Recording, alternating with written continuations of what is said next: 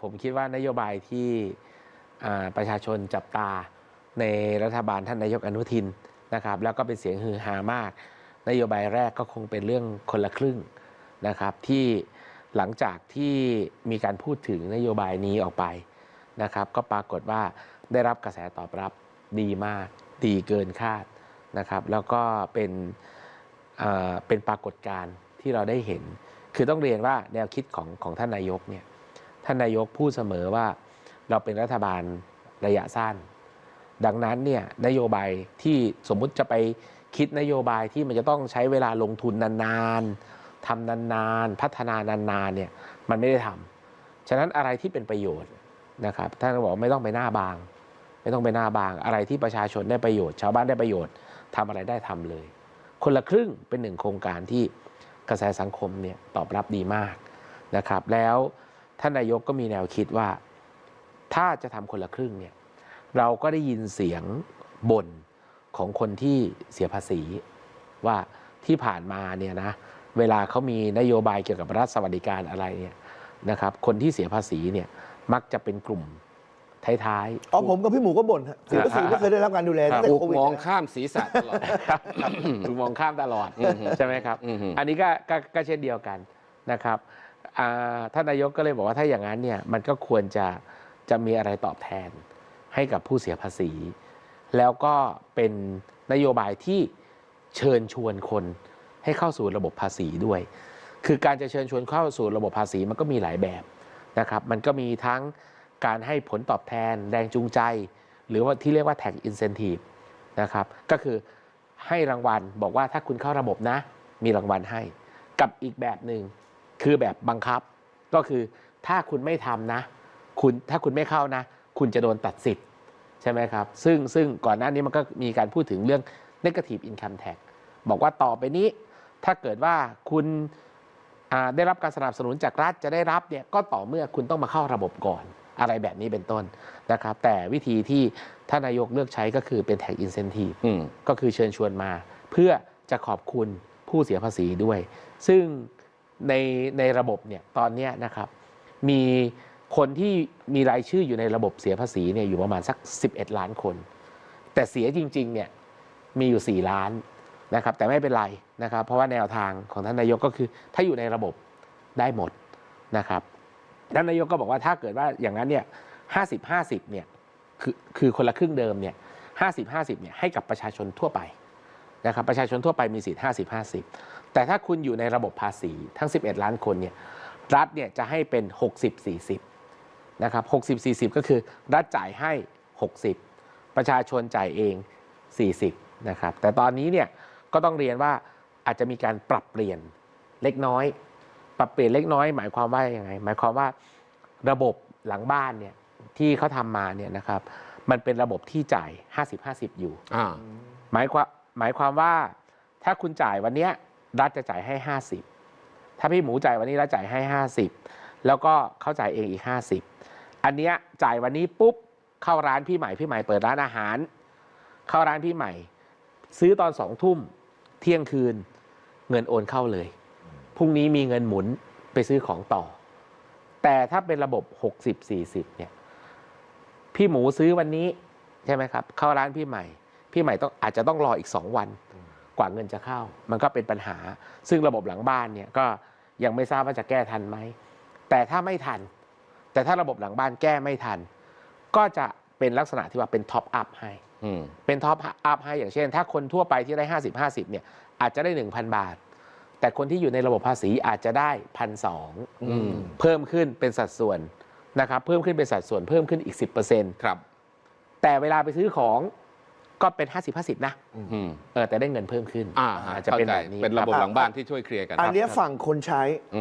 ฝั่งร้านนี่สิเพราะช่วงหลังๆเนี่ยคนก็ถอนตัวออกจากคนละครึ่งใช่ครับเพราะว่าโดนภาษีย้อนหลังและครั้งนี้ไงฮะครั้งนี้ท่านนายกมีนโยบายชัดเจนเลยนะครับว่าไม่มีการมาคิดภาษีย้อนหลังซึ่งด้วยหลัก 2-3 อย่างเนี่ยนะครับที่พูดไปเนี่ยอาจจะทำให้คนที่จะเข้าคนละครึ่งรอบเนี่ยอาจจะต้องลงทะเบียนใหม่ทั้งหมดอาจจะต้องลงทะเบียนใหม่ทั้งหมดเพราะว่าบัญชีเก่าเขาก็ไม่แอคทีฟแล้วนะครับไม่ว่าจะเป็นทั้งฝั่งผู้ใช้ทั้งฝั่งผู้รับ นะครับก็ไม่แอคทีฟทั้งคู่แล้วในเพจในเว็บเป๋าตังค์นะครับถุงเงินขออภัยฮะในถุงเงินเนี่ยนะครับร้านค้าที่ยังอยู่ในระบบเนี่ยเหลือน้อยมากก็คงต้องลงทะเบียนใหม่แต่ตอนนี้เราก็ได้รับการติดต่อจากแพลตฟอร์มต่างๆซึ่งท่านนายกนะครับก็ได้มอบหมายท่านรัฐมนตรีว่าการกระทรวงการคลังเนี่ยไปต่อรองถึงเวลาเนี่ยนะครับเวลาที่คนละครึ่งออกมาเนี่ยร้านค้าต่างๆเนี่ยนะครับหนึ่งคือแต่ก่อนเนี่ยร้านค้าที่อยู่ในระบบภาษีเนี่ยที่เป็นนิติบุคคลเนี่ยเข้าไม่ได้คราวนี้ก็น่าจะเข้าได้นะครับไม่โดนภาษีย้อนหลังร้านค้าที่ไปลงทะเบียนกับแอปพลิเคชันต่างๆกับแพลตฟอร์มต่างๆก็น่าจะได้รับลด GP ลดค่า GP ด้วยคือแต่ก่อนเนี่ยเขาจะต้องจ่ายให้ระบบซื้อมากก็จ่ายให้ระบบมากซื้อน้อยก็จ่ายให้ระบบน้อยระบบมันก็จะมีว่าถ้ายอดขายสูงมันก็จะเติบโตขึ้นเป็นขั้นบันไดไปครับอันนี้เขาก็น่าจะลดให้แล้วเขาก็น่าจะมีโปรโมชั่นเสริมขึ้นมาให้ด้วยเยอะไหมหัวนี้คือหมายความว่าต่อคนต่อวันแล้วก็นานไหม2 เดือน3 เดือน5 เดือนเยอะไม่เยอะเนี่ยต้องขึ้นอยู่กับว่าครม.เนี่ยสามารถที่จะประชุมได้เนี่ยทันปีงบประมาณนี้ไหมถ้าปีงบประมาณ68ก่อน30 กันยา68จบ30 กันยาครับก็สามารถเอาเงินจากงบปี68มาใช้ได้ก็จะได้เยอะขึ้นว่างั้นเถอะใช่ก็คือมันจะมีเงินเหลือนะครับจะมีเงินเหลือที่จะต้องคืนคลังเนี่ยอยู่หลายหมื่นล้านนะครับประเด็นมันก็คือว่าถ้าเกิดว่าทัน30นี้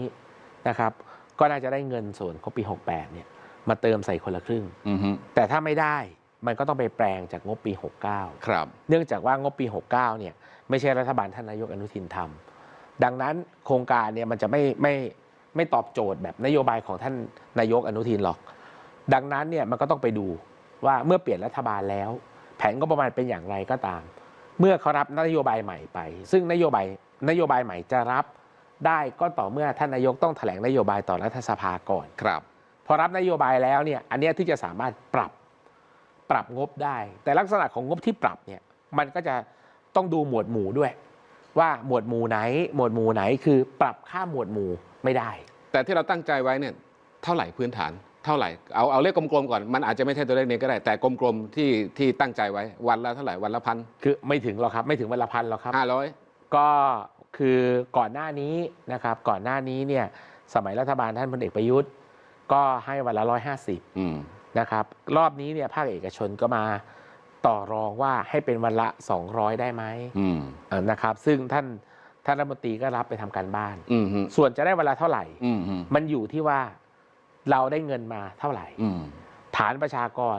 มีเท่าไหร่ที่จะแจกเพราะมันสัมพันธ์กันหมดนะครับอันนี้ถ้าไม่ได้ของปี68ถูกไหมพื้นฐานที่คือถ้าได้หรือไม่ได้มันเกี่ยวพันกันหมดครับมันเกี่ยวพันกันหมดครับคือหมายความว่าถ้าไม่ได้เงินของปี68ครับจากจะได้คนละ1,000อาจจะเหลือคนละ500อย่างนี้เป็นต้นแต่ถ้าได้ของปี68มาอาจจะไม่ใช่1,000ละอาจจะเป็น1,200 1,500อะไรอย่างนี้แล้วครับโอเคอันนี้ก็เป็นแค่หนึ่งในเรื่องที่จะมาช่วยเติมเศรษฐกิจเท่านั้นเองไม่ว่าจะงบ68ได้ไม่ได้หรือยังไงตุลาเนี่ยผมได้ใช้ไหมตุลาเนี่ยตุลาน่าจะได้ใช้ครับแต่อาจจะค่อนไปทางปลายนิดนึงนะครับค่อนๆไปทางปลายนิดนึงเมื่อวานท่านนายกก็พูดไปแล้วว่าปลายเดือนได้ใช้แน่นะครับในช่วงในระหว่างเดือนตุลาเนี่ยก็น่าจะเป็นช่วงที่ลงทะเบียนทำความเข้าใจนะครับเพราะว่าคราวนี้เนี่ยท่านนายกตั้งใจว่าน่าจะให้สิทธิ์เนี่ยจำนวนเพิ่มขึ้นนะครับครั้งก่อนรัฐบาลที่แล้วเนี่ยน่าจะประมาณสัก25 ล้านสิทธิ์นะครับคราวนี้ก็อยากจะให้ได้เพิ่มแล้วก็ลดอายุผู้ได้รับสิทธิ์แต่ก่อนเนี่ยเป็น18ตอนนี้เนี่ยลดอายุลงมาเหลือ16เงื่อนไขการเข้ามาครั้งนี้มีระยะเวลาจำกัดนะคะไม่กี่เดือนก็เลยอาจจะต้องใช้มาตรการที่จะต้องกระตุ้นระยะสั้นคุณอนุทินก็เลยมองว่าโครงการที่เคยประสบความสำเร็จแล้วก็เวิร์กในอดีตเนี่ยก็อาจจะเอามาปัดฝุ่นใหม่ค่ะไม่ว่าจะเป็นโครงการ Easy Receipt โครงการคนละครึ่งรวมไปถึงโครงการกระตุ้นการท่องเที่ยวอะไรต่างๆด้วยนะคะซึ่งล่าสุดเนี่ยโครงการคนละครึ่งถึงแม้ว่าจะเป็นมาตรการเดิมคุณผู้ชมแต่ต้องบอกว่าล่าสุดมานี้เป็นเวอร์ชั่นใหม่นะคะก็คือเวอร์ชั่นอัปเกรดแบบ 2.0 ถึงแม้ว่าจะยังไม่ ไม่ได้แถลงนโยบายต่อสภาอย่างเป็นทางการแต่ก็มีกระแสข่าวออกมาถึงความชัดเจนในระดับหนึ่งแล้วตอนนี้ค่ะโดยเฉพาะกลุ่มที่จะมีการปรับสูตรใหม่จากคนละครึ่งเนี่ยจาก 50-50 ก็ขยับขึ้นมาเป็นรัฐบาลช่วย 60 แล้วก็ประชาชนจ่าย 40 นะคะคุณอนุทินก็มีการมอบหมายให้ทางรัฐมนตรีว่าการกระทรวงการคลังเร่งดำเนินการให้เสร็จภายใน 1-2 เดือนนี้ด้วยเพราะว่าต้องการที่จะช่วยเหลือผู้ประกอบการร้านอาหารแล้วก็ช่วยลดภาระค่าครองชีพของประชาชนแบบเร่งด่วนด้วยคุณอนุทินให้คำมั่นสัญญาว่าโครงการคนละครึ่ง 60-40 ประชาชนกางกระเป๋ารอไว้ได้เลยคาดว่าจะเริ่มดำเนินการในเดือนตุลาคมนี้ค่ะตัวโครงการคนละครึ่งเนี่ยยังคงยึดหลักสัดส่วนเดิมอยู่ก็คือ 50-50 นะครับรัฐบาลจ่าย 50 ผู้บริโภคประชาชนจ่าย 50 แต่ว่าในกรณีของคนที่อยู่ในระบบภาษีซึ่งจะมีจำนวนน้อยกว่านะครับอันเนี้ยจะได้สัดส่วนเป็น 60-40 หมายความว่าประชาชนจ่าย 40 ครับรัฐบาลช่วยรับภาระไป 60 ในส่วนนี้จะมีอยู่ถึงประมาณ 11 ล้านคนก็อาจจะได้รับสิทธิ์ประมาณ 1,200 บาทต่อคนแทนที่จะเป็น 1,000 บาทแต่ต้องบอกว่าอันเนี้ยประเด็นเนี้ยยังไม่ได้รับการอนุมัตินะครับทีนี้ถ้าเรายึดตามจำนวนคนละครึ่งตอนเฟสที่ 5 ล่าสุดซึ่งมีคนได้รับสิทธิ์ทั้งหมดคือ 27 ล้านคนแล้วใช้งบ 25,000 ล้านบาทหารออกมาเท่ากับว่าต่อคนจะได้ประมาณ 900 ถึง 1,000 บาทแต่ถ้าหากว่าไปรวมกับคนที่เขาถือบัตรสวัสดิการแห่งรัฐซึ่งมีอีกประมาณ 13.5 คนตีรวมทั้งหมดกลมๆคนที่จะอยู่ในข่ายของมาตรการคนละครึ่งที่จะกำลังจะประกาศใช้จะรวมเป็น40 ล้านคนหารออกมาพอจำนวนคนเยอะขึ้นเม็ดเงินที่จะได้ต่อคนมันก็จะน้อยลงโดยอัตโนมัตินะครับจะเหลือประมาณคนละ600 ถึง 700 บาททีนี้ถ้าหากว่าต้องการเพิ่มให้ได้เป็น 1,500 บาทต่อคนจำนวนเงินเท่าเดิมหมายความว่าจำนวนคนที่มีสิทธิ์จะเหลือแค่ประมาณ16 ล้านคนเท่านั้นทีนี้พอจำนวนเงินต่อหัวมันเพิ่มมากขึ้นเรื่อยๆจำนวนคนได้รับสิทธิ์มันก็จะน้อยลงอัตโนมัติเพราะฉะนั้นทั้งหมดนี้ก็ต้องรอดูด้วยว่าวงเงินที่รัฐบาลจะเอามาใช้ทำโครงการนี้จะเป็นเท่าไหร่อย่างไรครับก็เลยมีแนวคิดเพิ่มเติมในส่วนของผู้ถือบัตรสวัสดิการแห่งรัฐนะคะว่าจะเป็นการเติมเงินในลักษณะท็อปอัพให้กับผู้ถือบัตรนั่นเองอย่างถ้าสมมติว่าแต่ละเดือนเนี่ยจะมีสิทธิ์สามารถใช้จ่ายเดือนละประมาณ300 บาทอยู่แล้วรัฐบาลก็จะท็อปอัพเข้าไปอีก700 บาทรวมๆแล้วก็จะเป็น 1,000 บาทเพื่อที่จะสามารถใช้จ่ายผ่านแอปถุงเงินก็เป็นอีกแนวทางหนึ่งที่เป็นไปได้นะคะแต่ว่าในส่วนนี้ก็ยังไม่มีข้อสรุปที่ชัดเจนเดี๋ยวรอแถลงต่อสภาอย่างเป็นทางการอีกครั้งหนึ่งค่ะแต่ในส่วนของวงเงินรายวันแล้วก็วงเงินโครงการก็ยังไม่ได้กำหนดชัดเจนแต่ก็มีความเป็นไปได้เหมือนกันว่าจะขยายเพดานจาก150 บาทต่อวันอันนี้คือแนวทางเดิมนะคะขยับขึ้นมาเป็น200 บาทต่อวันถ้างบประมาณเพียงพอแล้วก็จะให้กระจายใช้ไม่กระจุกตัวภายในระยะเวลาไม่กี่วันยกตัวอย่างเช่นถ้าเกิดว่ามีการกำหนดให้ผู้เข้าร่วมโครงการได้รับเงินอุดหนุนสูงสุดวันละ150 บาทก็จะอยู่ที่เพดานเท่านี้ถ้าเกิดว่าซื้อสินค้า200 บาทรัฐบาลจ่าย100 บาทประชาชนก็จะจ่าย100 บาทนะคะแต่ถ้าเกิดว่าประชาชนมีการช้อปปิ้งเนี่ย500 บาทรัฐบาลก็จะจ่ายสูงสุดที่เพดานอย่างที่บอกไปก็คือ150 บาทแล้วก็จะต้องจ่ายเอง350 บาทแบบนี้เป็นต้นค่ะส่วนวิธีการลงทะเบียนคนละครึ่งณตอนนี้ยังไม่ได้มีความชัดเจนนะครับยังต้องรอก่อนถ้ามีการประกาศอย่างชัดเจนได้ทั้งหมดจริงๆแล้วคนที่มีสิทธิ์ก็อาจจะไปกดรับสิทธิ์ของตัวเองได้ผ่านแอปเป๋าตังค์แต่อันนี้ก็อย่างตัวอย่างที่บอกนะครับว่าต้องรอเงื่อนไขอันนี้คืออ้างอิงจากของเดิมทีนี้วิธีการหรือว่าสิ่งที่จะต้องมีถ้าอ้างอิงจากของเดิมที่ทำมาโดยตลอดบัตรประชาชนต้องมีนะครับเป็นคนไทยสัญชาติไทยอายุ18 ปีขึ้นไปอันนี้อยู่ระหว่างการพิจารณาว่าจะขยับมาไหมจากอายุ18เป็น16 ปีซึ่งถ้าขยับก็หมายความว่าจำนวนคนที่จะได้สิทธิ์ก็จะเพิ่มขึ้นตามไปด้วยสำหรับรายใหม่นะครับสามารถลงทะเบียนเว็บไซต์คนละครึ่งเวอร์ชันที่2ได้รายเก่าที่เคยเข้าร่วมโครงการแล้วก็สามารถไปยืนยันตัวตนบนแอปเป๋าตังค์ได้ทันทีวิธีการใช้จ่ายคนละครึ่งก็สแกนผ่านแอปเป๋าตังค์กับร้านค้าที่เข้าร่วมโครงการคนละครึ่งเหมือนกันบนแอปถุงเงินเท่านั้นโครงการก่อนหน้านี้ก่อนหน้านี้นะครับมีร้านค้าที่เข้าร่วมโครงการถึงประมาณ 1,200,000 แห่งครั้งนี้ถ้าเปิดเข้าใจว่าเชื่อว่าจะมีร้านค้าที่อยากจะเข้าร่วมโครงการอีกเป็นจำนวนมากเพราะว่ามันชัดเจนว่าผู้ประกอบการเองก็ได้ประโยชน์จากโครงการนี้แบบเต็มเหมือนกันนะครับคือร้านค้าที่เข้าร่วมโครงการคนละครึ่งเดิมนะครับถ้าหากว่า จดทะเบียนเสียแวดอยู่แล้วจะไม่สามารถเข้าร่วมโครงการได้ แต่ว่าครั้งนี้จะพิจารณาให้เข้าร่วมโครงการได้นะครับโดยที่ร้านค้าต่างๆรัฐบาลยืนยันว่าไม่ต้องกังวลว่าจะถูกเรียกเก็บภาษีย้อนหลังนะครับสำหรับวงเงินที่จะเอามาใช้ในโครงการคนละครึ่งเวอร์ชันอัปเกรดล่าสุดนี้นะคะก็ดูเหมือนว่าหลายคนก็กังวลเหมือนกันว่าถ้าเกิดว่าจะกระตุ้นให้ได้ผลจริงๆจะต้องใช้งบประมาณเท่าไหร่ซึ่งรัฐบาลบอกว่าถ้าต้องการให้เกิดต้องใช้คำว่า multiplier effect จริงๆเนี่ยก็จะต้องใช้งบประมาณอยู่ที่ประมาณ 50,000 ล้านบาทนะคะซึ่งรัฐบาลยืนยันว่างบพอในการเดินหน้าโครงการซึ่งงบประมาณปี 68 ก็มีงบกระตุ้นเศรษฐกิจที่โอนเข้ามาอยู่ในงบกลางเนี่ยประมาณ 26,000 ล้านบาทซึ่งส่วนนี้ถ้าเกิดว่าไม่ทันก็อาจจะถูกตัดงบไปแต่ก็ยังมีงบประมาณกระตุ้นเศรษฐกิจในงบของปี 69 อีกนะคะอีกประมาณ 25,000 ล้านบาทที่สามารถเอามาใช้ได้ทันทีด้วยแต่ว่าก็ยังมีงบกลางรายการเงินสำรองจ่ายของปี 69 กรณีฉุกเฉินหรือว่าจำเป็นอีกประมาณ 90,000 ถึง 100,000 ล้านบาทที่สามารถเอามาทำโครงการกระตุ้นเศรษฐกิจได้อีกด้วยค่ะแต่ว่างบประมาณที่มีอยู่ก็อาจจะไม่ได้ใช้ทำโครงการคนละครึ่งทั้งหมดนะคะก็อาจจะมีโครงการแล้วก็มาตรการอื่นๆที่จะต้องมีการจัดสรรแล้วก็เกลี่ยเงินงบประมาณไปด้วยก็ขึ้นอยู่กับรัฐบาลว่าจะมีนโยบายอะไรออกมาซึ่งทางกระทรวงการคลังก็จะเสนอโครงการที่เคยออกมาแล้วเพื่อที่จะเดินหน้ากระตุ้นเศรษฐกิจก็อะไรที่ทำได้เร็วที่สุดกระตุ้นยาแรงเร็วที่สุดก็รีบทำแต่ก็ต้องรอดูนโยบายที่ชัดเจนอีกครั้งนะคะหลังจากรัฐบาลแถลงนโยบายต่อสภาเดี๋ยวรอดูความชัดเจนกันค่ะขยับไปฟังมุมมองจากอาจารย์ธนวัฒน์ พลวิชัยนะครับอธิการบดีและประธานที่ปรึกษาศูนย์พยากรณ์เศรษฐกิจและธุรกิจมหาวิทยาลัยหอการค้าไทยพูดถึงโครงการคนละครึ่งที่กำลังจะเกิดขึ้นอีกครั้งหนึ่งว่าถ้าหากว่ามีการขยายขอบเขตออกไปมากขึ้นไปกว่าเดิมไม่ว่าจะขยายสิทธิ์ไปยังแพลตฟอร์ม Delivery ออนไลน์ขยายสิทธิ์ไปถึงผู้ถือบัตรสวัสดิการแห่งรัฐหรือกลุ่มคนที่อายุตั้งแต่16 ปีจากเดิม18 ปีตามที่บอกไปตอนต้นอาจารย์มองว่าเป็นเรื่องที่ดีครับเพราะว่ากลุ่มคนเหล่านี้เป็นกลุ่มคนที่มีกำลังซื้ออาจจะไม่ได้เยอะมากมีแนวโน้มว่าใช้เงินแล้วมันจะหมดไปในทันที